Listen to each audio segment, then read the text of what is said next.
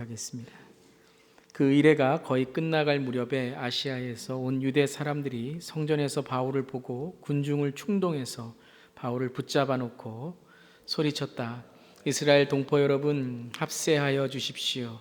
이 자는 어디에서나 우리 민족과 율법과 이곳을 거슬러서 사람들을 가르칩니다. 더욱이 이 자는 그리스 사람들을 성전에 데리고 들어와서 이 거룩한 곳을 더럽혀 놓았습니다.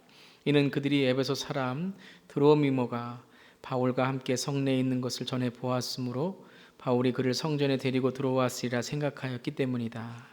그래서 온 도시가 소란해지고 백성들이 몰려들어서 바울을 잡아 성전 바깥으로 끌어내니 성전 문이 곧 닫혔다. 그들이 바울을 죽이려고 할 때에 온 예루살렘이 소요에 휘말려 있다는 보고가 천부장에게 들어갔다. 그는 곧 병사들과 백부장들을 거느리고 그 사람들에게로 달려갔다. 그들은 천부장과 군인들을 보고 바울을 때리는 것을 멈추었다. 천부장이 가까이 가서 바울을 체포하였다. 그리고 그는 부하들에게 쇠사슬 둘로 바울을 결박하라고 명령하고 그가 어떤 사람이며 또 무슨 일을 하였는지를 물었다. 그러나 무리 가운데서 사람들이 저마다 다른 소리를 질렀다. 천부장은 소란 때문에 사건의 진상을 알 수 없었으므로 바울을 병영 안으로 끌고 가라고 명령하였다. 바울이 층계에 이르렀을 때에는 군중이 하도 난폭하게 굴었기 때문에 군인들이 그를 둘러매고 가야 하였다. 큰 무리가 따라오면서 그를 없애버려라 하고 외쳤다. 바울이 병영 안으로 끌려 들어갈 즈음에 그는 천부장에게 한 말씀 드려도 됩니까? 하고 물었다. 천부장이 당신은 그리스 말을 할 줄 아오. 그러면 당신은 얼마 전에 폭동을 일으키고 4,000명의 자객을 이끌고 광야로 나간 그 이집트 사람이 아니오 하고 반문하였다. 바울이 대답하였다. 나는 길리기아의 다소 출신의 유대 사람으로 그 유명한 도시의 시민입니다. 저 사람들에게 내가 한마디 말을 하게 허락해 주십시오. 천부장이 허락하니 바울은 층계에 서서 무리에게 손을 흔들어 조용하게 하였다. 잠잠해지자 바울은 히브리 말로 연설을 하였다. 아멘. 우리 잠깐 기도하겠습니다. 바울이 예루살렘으로 들어갑니다. 고난과 고통 가운데서도 하나님의 말씀에 순종하여 예루살렘에 들어가 오로지 주님의 말씀만 전하기로 작정하고 오늘 어떤 상황에서도 하나님의 말씀의 증인이 또 증거가 되었습니다.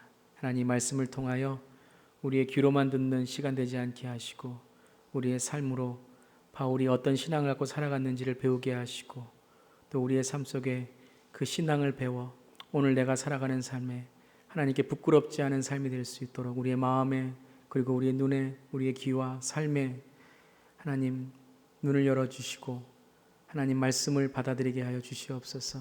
제 입술의 모든 말과 마음의 묵상이 주님께 연락되기를 원하옵고 예수님의 이름으로 기도드립니다. 아멘. 아멘. 할렐루야. 아멘. 우리 사도행전 강해 우리 다시 계속 이어갑니다. 우리 지난 시간에 했던 것들 계속 이어서 계속 하도록 하겠습니다. 오늘 34번째 시간, 이제 34주 되었습니다. 이제 21장부터는 이제 바울이 이제 막바지의 선교의 사역을 예루살렘에서 로마에서 또 이어가는 것을 우리가 보게 됩니다. 사도행전 내용을 몇 부분으로 나눌 수 있는가 이렇게 질문이 있는데요. 첫 번째는 1장부터 12장까지로 되어 있는 어느 교회의 중심이었죠? 예루살렘을 중심으로 한 복음이었습니다. 성령이 초대교회에 임하게 되어서 사도들이 예루살렘을 중심으로 이제 복음이 날로 퍼져나갔던 그때였습니다.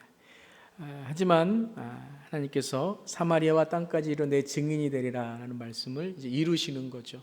그래서 디아스포라, 교회가 핍박과 어려움 가운데 또한 흩어지게 하셔서 복음이 사마리아와 땅까지 이르게 됩니다.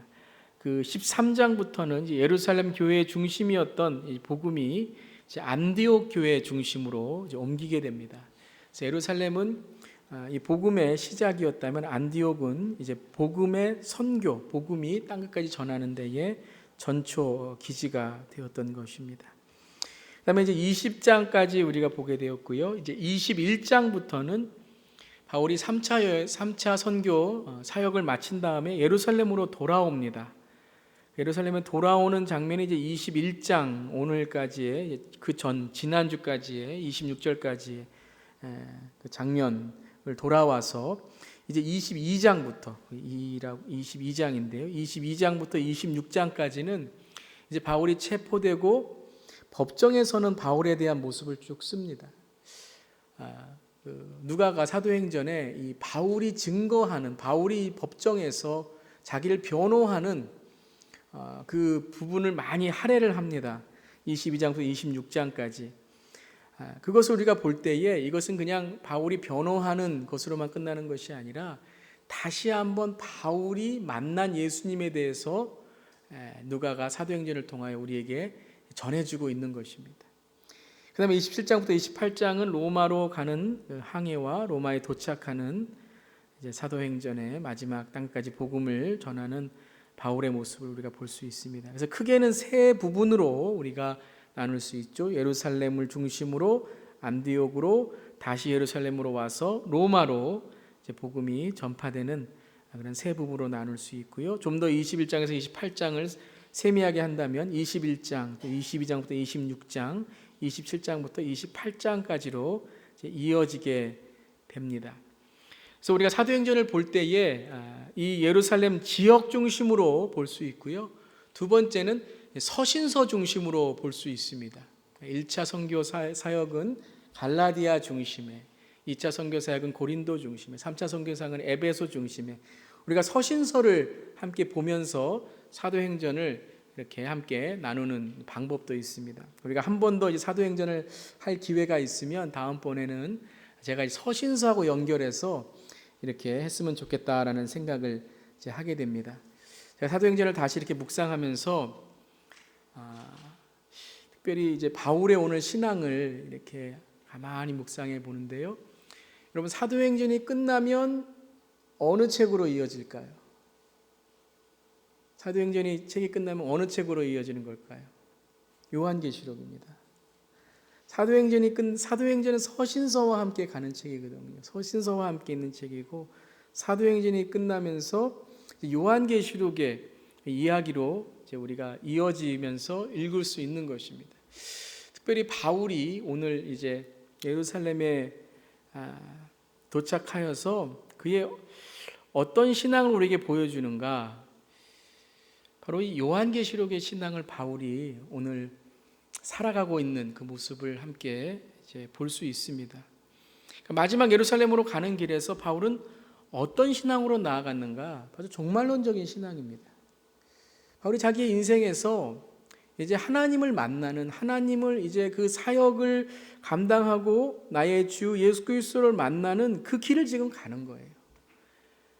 그저 인생의 막바지 자기가 죽으러 가는 그런 길이 아니라 바로 이제는 오로지 예수 그리스도께 내가 잡힌 바 된 내가 이제 마지막 내 인생을 통하여 내가 무엇을 할 것인가를 깨닫고 이제 그의 인생에서 바로 이 종말론적인 내가 이제 마지막 주님 앞에 가는, 종말론적이라는 건 다른 게 아니죠. 종말론적이라는 것은 내가 목표가 있다는 겁니다. 내가 마지막에 내가 갈 목표가 있다는 거예요. 여러분, 인생에서 행복한 사람은 자기의 삶의 목표가 있는 사람이 행복합니다. 요즘에 전도서 함께 하고 있는데요. 전도서의 신앙은 어떤 신앙일까요? 종말론적 신앙입니다. 끝을 아는 신앙이에요. 그래서 허무하고 우울하고 허탈하고 인생은 다 썩어 없어져야 되고 정말 타락하고 그렇게 비난하고 비극적으로 살아가는가요? 아니죠, 여러분.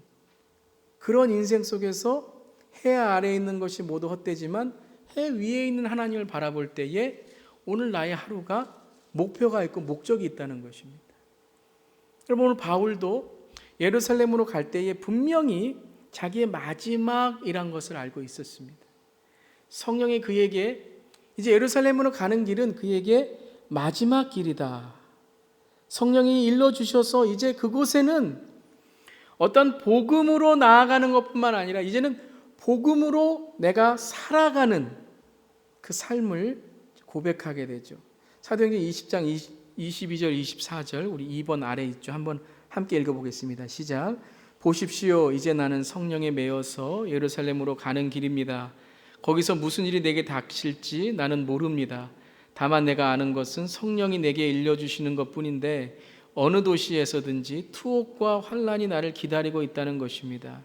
그러나 내가 달려갈 길을 다 달리고 주 예수께 받은 사명 곧 하나님의 은혜의 복음을 증언하는 일을 다하기만 하면 나는 내 목숨이 조금도 아깝지 않습니다. 성령께서 무엇이라고 말씀하셨습니까? 평안이 아니라 환난이다 라고 말씀하십니다. 내가 가는 길은 이제 평안이 아니라 평화가 아니라 투옥과 환난이 기다리고 있다고 합니다. 그때에 바울의 고백은 무엇입니까? 주님 가겠습니다 라는 거예요. 주님 가겠습니다. 왜요? 목숨보다 더 귀한 것이 있기 때문에. 저는 이게 종말론적 신앙의 바른 신앙이라고 생각합니다. 목숨보다 더 귀한 것이 있는 신앙. 내가 가야 될 목표가 있고 내가 가야 될 삶이 있기 때문에 오늘 내 삶 속에서 가장 귀한 것을 붙잡고 살아가는 삶. 내가 오늘 뭐하고 살아가야 되는지 아는 것. 그것이 바로 내 인생의 가장 귀한 것이죠. 그 복음을 전하는 일에 나는 목숨이 아깝지 않다는 거예요. 왜 목숨이 아깝지 않겠습니까? 왜 내가 죽는 것이 두렵지 않겠습니까? 내가 가진 것을 다 오늘 잃어버린다면 왜 내 삶 속에 불안하지 않을까요? 불안하죠. 어렵죠. 걱정되죠. 염려되죠. 하지만 조금도 아깝지 않다는 것은 더 귀한 것을 발견했다는 거예요. 내 목숨보다 더 귀한, 정말 간절한 기대와 소망 속에 그 부끄럽지 않은 그 십자가의 도를 내가 깨달았다는 그것이죠. 빌립보서 3장 12절부터 12절 말씀에 우리 함께 한번 읽고 22절부터 24절이죠. 함께 읽어보겠습니다. 시작. 나는 이것을 이미 얻은 것도 아니며 이미 목표점에 다다른 것도 아닙니다. 그리스도 예수께서 나를 사로잡으셨으므로 나는 그것을 붙들려고 쫓아가고 있습니다. 형제 자매 여러분, 나는 아직 그것을 붙들었다고 생각하지 않습니다. 내가 하는 일은 오직 한 가지입니다. 뒤에 있는 것은 잊어버리고 앞에 있는 것을 향하여 몸을 내밀면서 그리스도 예수 안에서 하나님께서 위로부터 부르신 그 부르심의 상을 받으려고 목표점을 바라보고 달려가고 있습니다. 바울이 오늘 어려움과 투옥과 환난과 이 세상에 있는 여러 고난들이 이길 수 있는 비결은 딱 하나였습니다. 무엇이었죠? 집중하는 겁니다. 하나님께 집중하는 겁니다. 여러분, 집중하는 사람은요, 버릴 것을 아는 사람이에요. 버릴 것을 아는 사람. 내 인생의 중요한 것을 찾은 사람은 내 인생에 무엇을 버려야 될지를 아는 사람이에요. 잊어버려야 될 것. 내가 정말 내 인생에 정말 한 가지 이것을 내가 붙잡고 갈 때에 뒤에 있는 것은 잊어버리고, 정말 인생의 바울이 정말 다 기억한다면 그 모든 상처와 어려움과 고난과 자기를 매질한 사람들, 자기를 상처 준 사람 다 기억한다면 바울은 아무 일도 못했을 겁니다. 하지만 그는 어떻게 했습니까? 오로지 하나님을 집중하면서 하나님만 바라보며 나아갔다는 것이죠. 그래서 오늘 감사할 수 있고 오늘 기뻐할 수 있고 오늘을 이기는 자의 샬롬을 경험할 수 있었던 것입니다. 여러분, 오늘 하루 어떻게 사셨습니까? 오늘 하루 어떻게 사셨어요? 내일 하나님께서 내일 하루를 허락해 주신다면 어떻게 사시겠습니까? 뒤에 있는 것은 잊어버리고 앞을 향하여 몸을 내밀면서 하나님께서 위로부터 부르신 부르심의 상을 깨닫고 그 목표점을 향하여 나아가는 저 여러분 되기를 주님의 이름으로 축원합니다. 그 하나님께서 주신 이 목표점을 향하여 달려가는 바울의 모습을 우리가 지난 한 두 시간에 통하여 우리가 함께 보았습니다. 두 수요일을 통하여 보였습니다. 그것은 무엇이었습니까? 가장 사랑하는 사람들을 만나고 그리고 그 가운데 용서하며 포용하는 신앙을 가졌습니다. 가장 마지막 자기가 정말 이제는 예루살렘으로 가면 다시 돌아오기가 힘든 그때에 바울에게 가장 힘들었던 건 그것이었던 것 같아요. 사랑하는 사람들과 헤어지는 것, 그리고 그들의 사랑을 거절하는 것, 머물러 달라는 사람을 거절하는 것, 함께 해달라는 사람들을 거절하는 것. 우리 에베소 장로님과 이별을 보았죠. 눈물로 눈물로 함께 기도하면서 이별을 슬퍼했던 모습. 두로에서 제자들을 만납니다. 성령의 지시로 가지 말라고 합니다. 투옥과 환란이 있다고 합니다. 그때 바울의 마음이 어땠을까요? 무너졌을 겁니다. 더 머물고 더 함께 복음을 나누고 더 정말 주님의 사랑을 나누고 싶은 그 두로의 제자들을 놔두고 떠나야 되는 바울의 그 마음.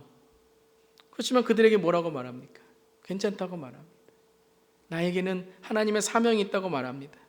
그러면서 제자들을 위로하고 격려하면서 하나님의 사명 그 가운데 살아가십시오 라고 주님의 말씀을 전하게 됩니다.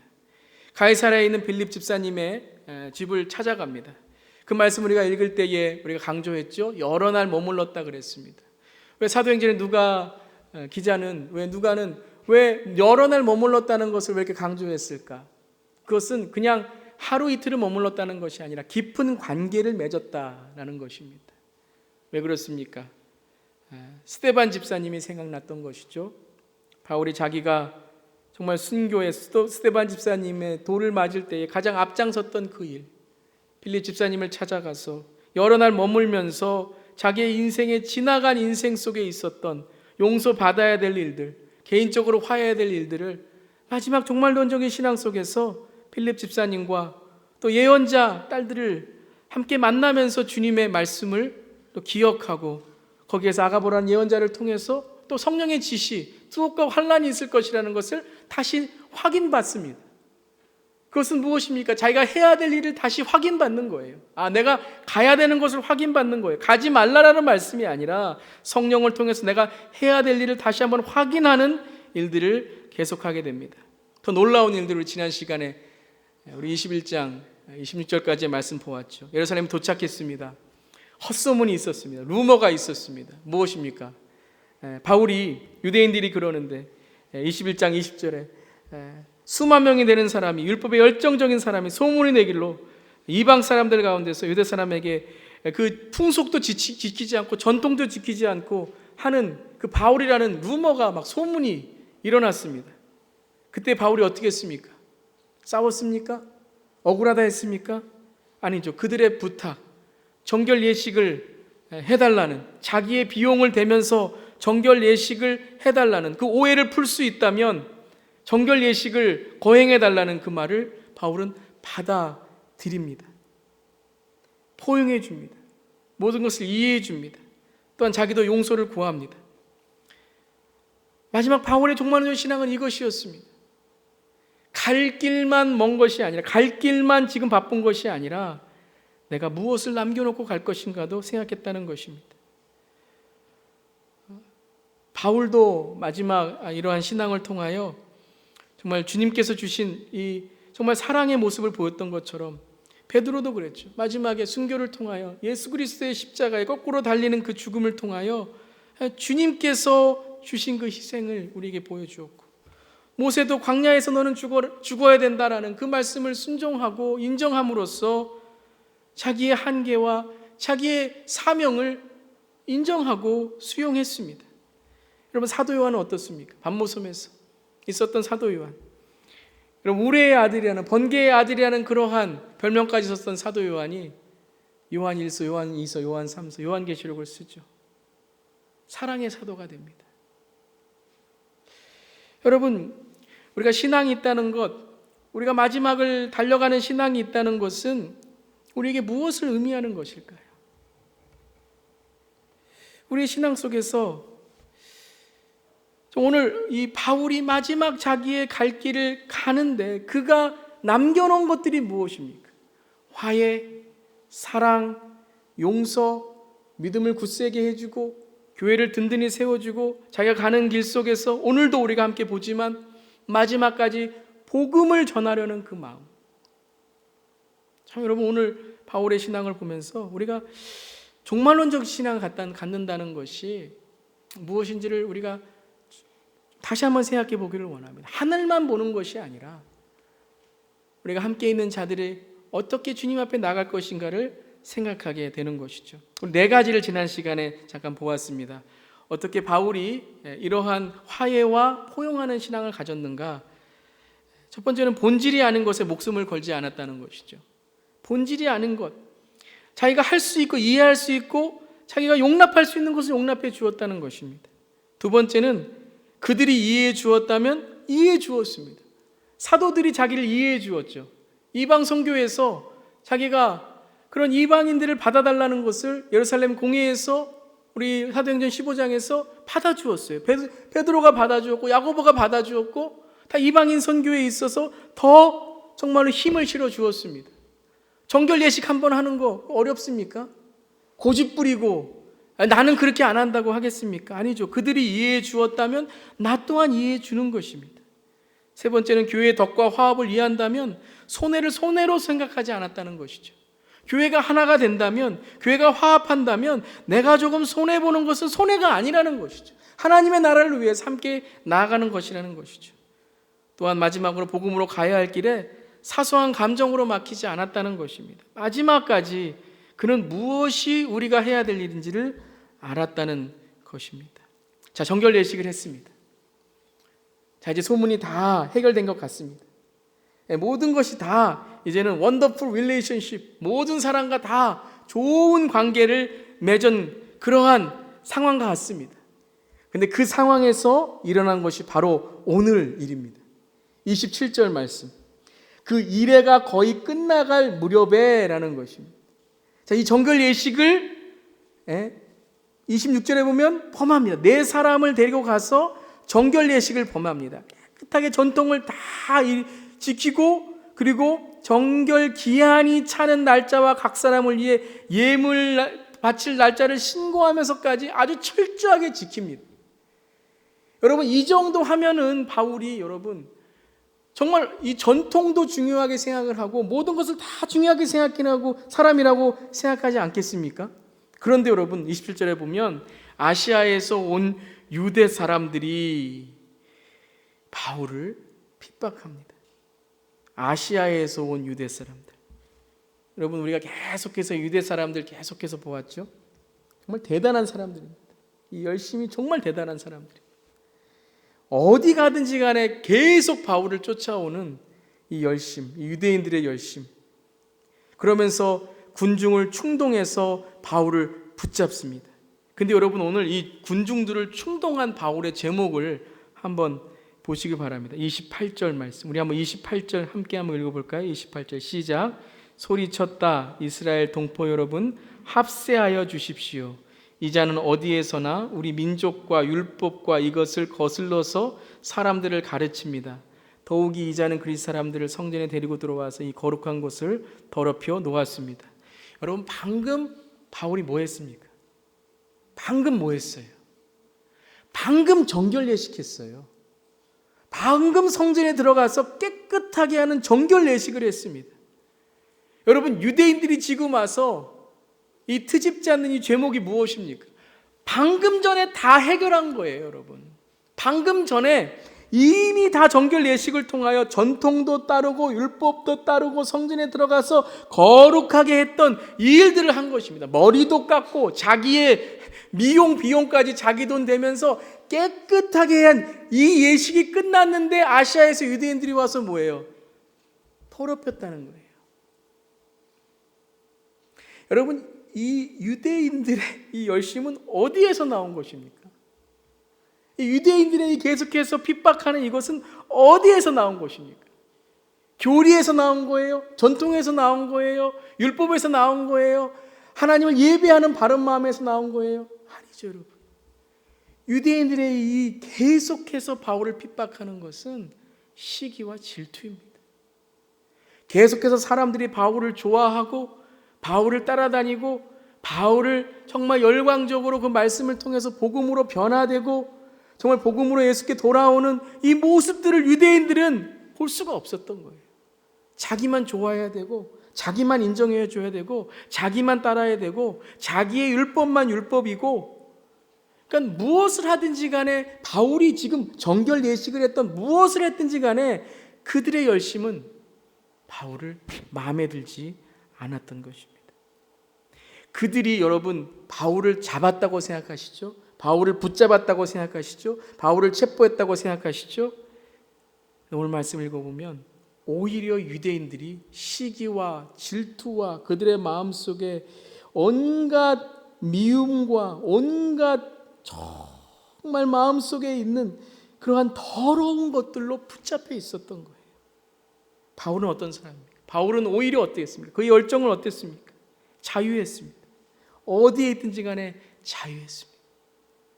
가진 자, 오늘 붙잡을 수 있는 자, 유대인들은 오히려 사탄에 붙잡혀서 사탄의 일을 도모하고 있고 사람들을 충동해서 바울을 붙잡게 하는데, 오히려 바울은 어땠습니까? 더 자유하여서 마지막에 자기의 인생을 오로지 주님을 향하여 나가는 겁니다. 로마서 14장 8절 말씀 우리 한번 읽어볼까요? 시작. 우리는 살아도 주님을 위해 살고 죽어도 주님을 위해 죽습니다. 그러므로 우리는 살든지 죽든지 주님의 것입니다. 유대인들의 시기와 질투는 자기를 사랑하는 마음에서 나온 것이죠. 자기가 더 인정받으려겠던 그 마음에서 나온 것이죠. 하지만 바울은 어땠습니까? 살아도 주를 위해서 죽어도 주를 위해서 했기 때문에 오늘 어디에 있어서나 바울은 당당하게 그 죽음을 받아들일 수 있고 오늘 이 상황을, 이 현실을 받아들이는 것입니다. 근데 여러분, 오히려 오늘 말씀을 보면요, 누가 바울을 살려주고 있습니까? 누가 바울을 이해해주고 있습니까? 천부장입니다. 33절에 보면 천부장이 바울을 체포합니다. 근데 이 했던 이유가 무엇입니까? 바울이 뭘 잘못해서가 아니라 소동이 일어나고 이 폭동이 일어나니까 천부장이 그 군중들을 이제 조용하게 만들기 위해서 체포한 것입니다. 그러면 33절에 보면요, 천부장이 그가 어떤 사람이며 또 무슨 일을 하는지를 물어봅니다. 아주 정확하게 천부장은 오늘 이 사실에 대하여, 오늘 일어나는 일들에 대하여 정확히 물어봅니다. 근데 유대인들은 어땠습니까? 종교인들은 어땠습니까? 율법을 가진 자는 어땠습니까? 오히려 더 소란을 일으키고 더 군중을 난폭하게 만들고, 그리고 오히려 더 정말로 더 악한 일을 행하고 있는 것입니다. 오히려 천부장, 오히려 이방 사람, 오히려 하나님을 모르는 사람이 어떻게 합니까? 더 바울을 이해해주고 그의 제목에 대해서 더 철저하게 진상을 알아내려고 합니다. 근데 오히려 하나님을 안다고 하는 사람이, 오히려 오늘 율법을 가졌다고 하는 사람이 더 난폭하게 들고 더 바울을 죽이려고 합니다. 왜 그렇습니까, 여러분? 그들의 눈은 오로지 자기의 이익과 자기의 유익에 가려져 있기 때문입니다. 바울은 어땠습니까? 바울은 오로지 하나님께 주시는 이 복음의 사명을 위해서 오늘 주님께서 주신 이 은혜를 통하여 나가기를 원했습니다. 그래서 오늘 37절에 보면 바울이 병영 안에 들어갔을 때 입을 엽니다. 왜 그렇습니까? 그는 언제 말아야 될지를 아는 사람이었기 때문입니다. 37절에 보면 병영 안에 들어갔을 때, 체포가 되고 병영 안에 들어갔을 때에 그가 천부장에게 한 말씀 드려도 됩니까? 라고 묻게 됩니다. 근데 무슨 말을 씁니까? 히브리 말을 쓰지 않고 그리스 말을 씁니다. 왜 그랬을까요? 이 천부장은 로마 사람입니다. 그리스 말이 정말 더 익숙한 사람입니다. 그래서 그리스 말을 했을 때, 우리도 그렇잖아요. 어디 여행 갔을 때 한국말 들리면 너무너무 좋습니다. 우리가 어느 여행 갔거나 어디 좀 어색한 곳에 갔는데 한국 사람이 있으면 우리가 정말 반갑습니다. 바울이 그리스 말을 했을 때 천부장이 어떻게 합니까? 천부장이 반가워합니다. 그렇지만 반가워하면서도 어떻게 합니까? 천부장이 친해지려고 하면 안 되겠죠. 그러니까 어떤 한 사건이 기억납니다. 그게 뭐냐 하면 얼마 전에 폭동을 일으켜서 4,000명의 자객을 끌고 광야로 나간 이집트 사람, 그 사람인 줄 알고 물어봅니다. 그때 바울이 이제 정확히 자기가 누구인지를 알려주게 됩니다. 39절의 말씀, 나는 길리기아의 다소 출신의 유대 사람으로 그 유명한 도시의 시민입니다. 저 사람들에게 내가 한마디 말을 하게 해 주십시오 라고 이야기합니다. 여러분 보세요. 만약에 억울함에, 상처에, 유대인들의 미움에 사로잡힌 바울의 모습이었다면, 그것에 잡힌 억울한 바울이었다면요, 아마 그 광장에서 자기 억울한 것 얘기하고 막 싸우고 서로 막 내가 옳다, 내가 틀리다라고 이야기하는, 당신이 틀리다라고 이야기하는 그 고통에서 여러분 바로 바울은 어떻게 해요? 폭동죄로 잡혀가게 되어 있습니다. 근데 바울은 오늘 복음을 위해서 무엇을 해야 되는지를 아는 것입니다. 오늘 내가 마지막에 무엇을 해야 되는지를 아는 것입니다. 내가 마지막에 예루살렘에서 무엇을 해야 되는지를 시간과 기회와 하나님이 주신 지혜로 하나하나 풀어나가는 겁니다. 천부장에게 내가 누구인지를 이야기하고 내가 어떤 도시 출신인 것을 이야기하고 그리고 한마디 말을 하게 허락해 주십시오 라고 천부장의 마음을 자기가 얻었을 때에 오늘 마지막 40절이었죠. 천부장이 그것을 허락하게 됩니다. 바울은 징계에 서고 천부장이 무리에게 조용하라고 합니다. 조용해집니다. 그때에 히브리 말로, 유대인들이 들을 수 있는 히브리 말로, 그전에는 로마의 천부장이 들을 수 있는 그리스 말로, 지금은 히브리 말로 하나님께 주시는 이 지혜를 통하여 자기가 어디에 있을 때에 그 사람에 맞춰서 그 사람이 들을 수 있는 언어로 오늘 그 복음을 전하게 되는 것입니다. 유대 사람에게는 유대의 말로, 그리스 사람에게는 그리스 말로 모든 사람에게 하나님의 복음을 전하는, 그 구원의 소식을 전하는, 우리는 때로는요 부끄러워서, 복음이 부끄러워서, 때로는 내가 어느 곳에 가서 한국 사람이 부끄러워서 숨길 때가 있어요. 한국말 써야 될 때 영어를 써야 영어 하고요, 한국 사람 할 때는 미국 문화라고 그러고요, 미국 사람 할 때는 한국 문화 내가 있는 사람이라고 그러고요. 바울은요 자기의 처한 상황에서 빠져나가려고 그것을 붙잡은 것이 아니라 복음이 나에게 어떻게 전달될 것인가를 보고 그 상황과 그 현실에 맞춰서 언어까지도, 자기가 무슨 말을 써야 되는 것까지도, 자기의 관심까지도 오로지 하나님의 복음을 전하는 구원의 일에만 전념했다는 것입니다. 바울의 오늘 삶을 통하여 우리가 볼 수 있는 것은 무엇입니까? 바울은 오직 오늘 마지막 그 길을 향하여 달려가는 겁니다. 내가 오늘 무엇을 해야 되는지를, 그 목표점을 향하여 달려가는, 그래서 모든 관심과 자기에 있는 모든 목표가 그것을 향하여 달려가는 것입니다. 그럼 그것이 무엇이었습니까? 예수 그리스도였죠. 어떻게 담대할 수 있었습니까? 사도행전 오늘 20장 22절 24절 보십시오 나는 성령에 매어서, 이 한마디가 바울에게 무엇이었습니까? 자기의 목표입니다. 투옥과 환란이 있을지라도 자기의 목표입니다. 내가 달려갈 길, 복음을 증언하는 것, 그것을 위해서 내 목숨이 조금 더 아깝지 않은, 생명보다 더 귀한 복음을 위해서 나아가는 일에 자기의 모든 것을 바친 것입니다. 여러분, 저와 여러분 오늘 관심은 어디에 있습니까? 오늘 내 신앙의 관심은 어디에 있습니까? 오늘 내가 살아가는 관심은 어디에 있습니까? 오늘 내 지식과 내 능력과 내 삶의 어떠한 배움과 내 삶의 모든 내가 가진 것들의 목표는 무엇입니까? 오늘 내 성공의 목표는 무엇입니까? 내가 오늘 살아가는 목표는 무엇입니까? 여러분은 정말 오늘 종말론적 신앙으로 살아가고 있습니까?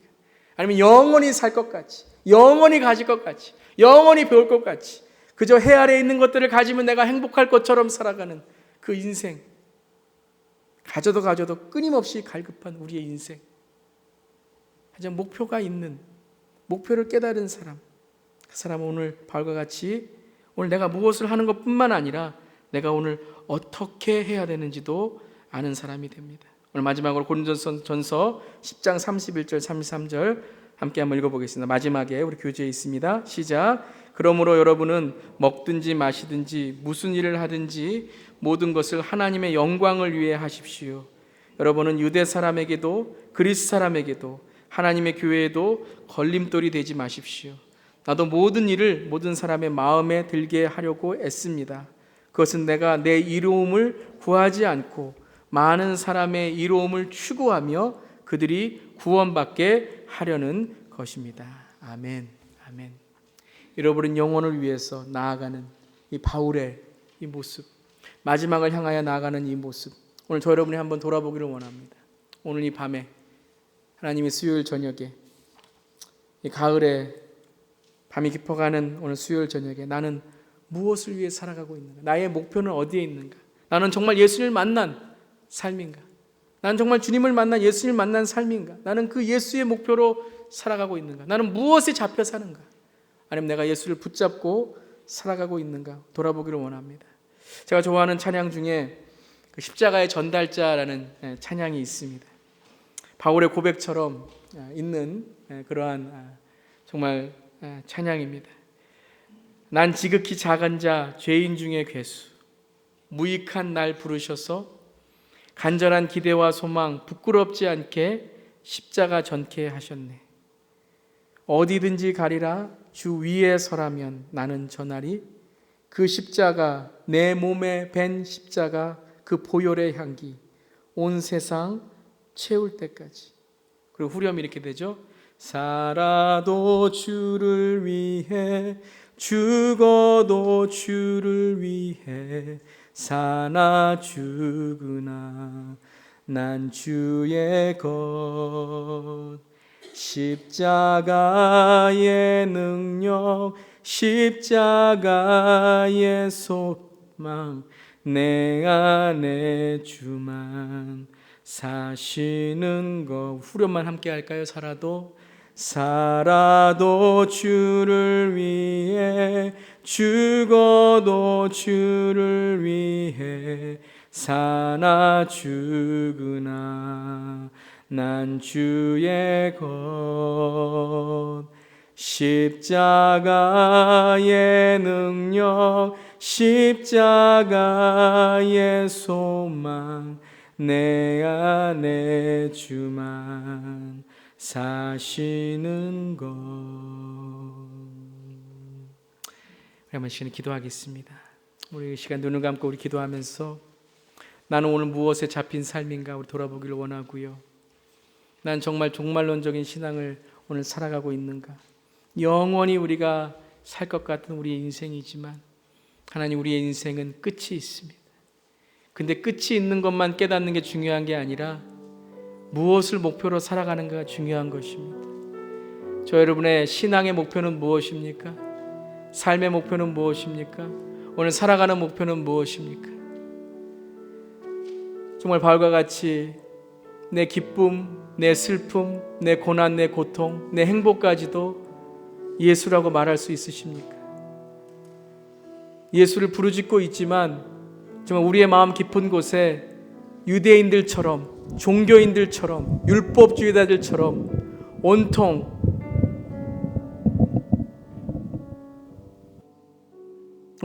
내 자신으로 붙잡혀 있지는 않습니까? 조금 맞으면, 조금 억울하면 온통 내 자신에 붙잡혀서 잠도 안 오고, 좀 돈 손해보는 것은 그렇게 억울하면서 잃어버린 영혼, 오늘 복음 전하지 못한 삶은 당연한 것처럼 느끼는 우리의 삶 아닙니까? 그러면 시간에 기도하면서 정말 바울처럼 종말론적인 신앙으로 살아가게 하시고, 정말 우리가 무엇을 위해서 오늘 살아가야 되는지를 다시 한번 깨닫게 하시고, 잡히지 않게 하시고, 예수께서 잡는 우리의 삶이 되게 해달라고. 다 함께 한번 이 시간 우리의 마음을 다해서 우리 한번 주님께 우리 한번 기도하겠습니다. 기도하시겠습니다. 하나님의